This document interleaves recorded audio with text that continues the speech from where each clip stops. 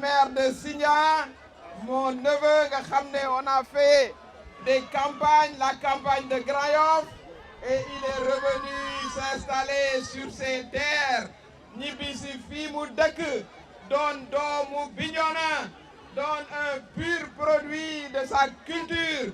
ñu ngi lay nuyu. maa ngi nuyu aussi ma colistière Aminata Badji maa ngi leen di nuyu. ñaari doomu dëkk bi le président investir fii ci Bignona. kon nag tey aussi ngeen war leen a delloo njukkal parce que wax na ko bu nu demee Assemblée nationale ils vont représenter leur terroir, le terroir dont ils sont fiers. may nuyu toutes les femmes de Bignona, à travers elles les vaillantes femmes de Casamance ku fi ñëw xam ne jigéen ñi ay jàmbaar lañu, jigéen yu ñeme liggéey di liggéey fii ci Casamance waaye ñu leen di gis aussi à Dakar ñu fay liggéey di yore seen njaboot macha allah. ñu ngi leen di nuyu bu baax di nuyu l'ensemble des populations, ñu ngi nuyu kilifa diine dëkk bi ñoom ñëpp ñu ngi leen di ziyaare. tey ku gis mobilisation bi ñu gis tey xam ne xel mën naa dal fii ci Bignona. Vous allez élire vos dignes fils qui ont été investis Inch'Allah. ndax dañu war a jox une large majorité à l'Assemblée nationale au président de la République. démb ba tey ñu ngi Casamance. xam ngeen ne nous sommes tous des Casamançais.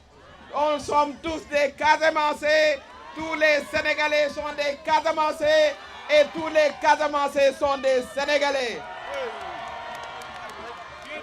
loolu mooy li am suñu mbokk yaa ngi fii ñuy demlante di seyante di sax teranga kon fii Casamance ci Sénégal la nous avons tous la fierté d'être des Casamançais et les Casamançais d'être des Sénégalais. Il faut que ñu jox une large majorité à l'Assemblée nationale au président Macky Sall. ñu tàmbale ko fii ci Bignona ngeen fal seen ñaari doom yi nga xam ne ñoom la ñu investir. ndax président Macky Sall dafa liggéey ci Casamance ñu nga jëm Bignona danañ ko fa ñu nga jëm Ziguinchor dinañ ko fa wax waaye fii ci département de Bignona ma fàttali leen ne le président moom moo satisfaire benn revendication bu yàgg muy l'aménagement de la boucle du Boulouf.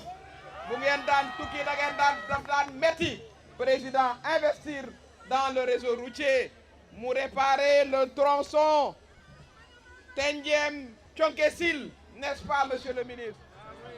C'était difficile d'aller à Thionck-Essyl. Aujourd'hui, vous y allez sans difficulté. waaye yàgg naa ko wax ci campagne bi.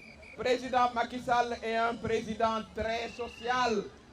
fii ci département bi indi na fi 13 710 bourses familiales pour néew ji doole yi. di ci jàppale les femmes. waaye nag aussi fàttewul les handicapés. nga xam ne fii joxe nañ fi 1644 d'égalité des chances pour jàppale les personnes vivant avec un handicap. waaye nag aussi poste de santé yi parce que manqué woon na fi torop tabax na fi bi mu ñëwee ba léegi 23 postes de santé. waaye nag aussi bëgg xale yi toog fii seen ndey yi di leen gis ñuy gis seen ndey yi mu construire fi 4 collèges et 4 lycées pour le département de Bignona. DER bi nga xam ne moom la ñuy jàppale jigéen ñi pour ñu liggéey l'entrepreneuriat rapide mu indi ci département bi 2,2 milliards boo xam ne séddale nañ ko ci jigéen ñi te dina ko continuer incha allah. parewul ak yéen ndax bëgg na fi indi benn maison de la jeunesse et surtout un centre de formation. bi ñu traversé di ñëw nous avons vu les beaux cours d'eau. Le département est arrosé.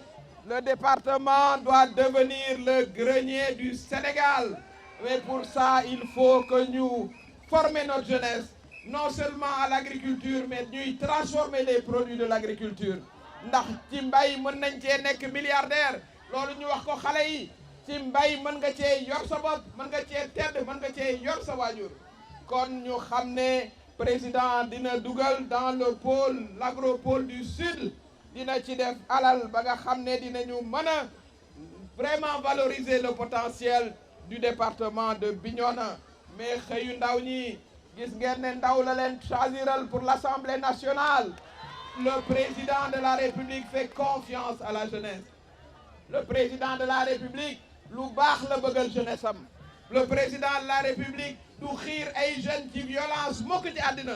Le président de la République xam na ne nous comptons sur vous pour construire le Sénégal. Suñu seen waajur yi compte sur vous pour que ngeen mën leen a yor ëllëg.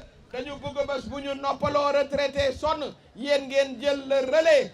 Di ngeen nekk une jeunesse vaillante yor yóbbu Sénégal ca kanam kon ci xëyu ndaw ñi aussi dina ci indi 2112 emplois li may wax ni nag mu ngi ci programme boo xam ne loi de finance bi Assemblée nationale moo koy voté ñoom ñi muy Ansou ak Aminata Badji bu ngeen leen fale ñooy voté programme bi nga xam ne moom la ñuy indi fii ci Bignona kon loolu aussi ñu bàyyi ci xel ba le 31 juillet inch'Allah la large victoire de la liste Benno Bokk Yakaar le département de Bignona bokk ci le gouvernement de Bignona bokk ci la victoire pour la large majorité à l'Assemblée nationale ñu ngi féliciter tous nos responsables qui maintenant sont ensemble parce que nous avions beaucoup de listes parallèles tey ñoom ñëpp ànd nañ doon benn kon cette unité sera une unité gagnante pour que le président ait une large majorité à l'Assemblée nationale.